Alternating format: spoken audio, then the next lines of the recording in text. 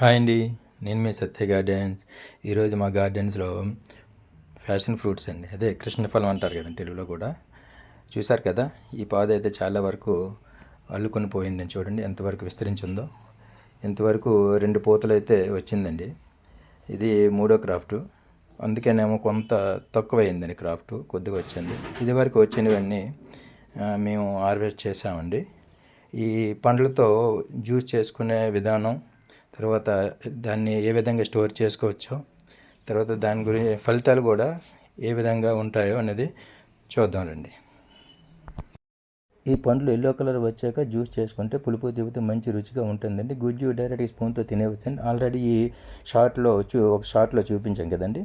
ఇప్పుడైతే ఈ juice sugar కలుపుకోవచ్చు, లేకపోతే మన ఇంట్లో తేనె ఉంటే తేనె యాడ్ చేసుకుంటే మంచి రుచి ఫలితం కూడా ఇస్తుందండి. ఇవి మనకి ఎక్కువ క్రాఫ్ట్ వస్తే మనకి ఇవి ఐస్ క్యూబ్ ట్రైలో పెట్టుకొని స్టోర్ చేసుకుంటే బాగుంటుందండి. ఎప్పుడైనా అవకాశం ఉంటే మనం కలుపుకొని తాగొచ్చండి. దీనివల్ల వచ్చే లాభాలు కూడా చాలా ఉన్నాయండి.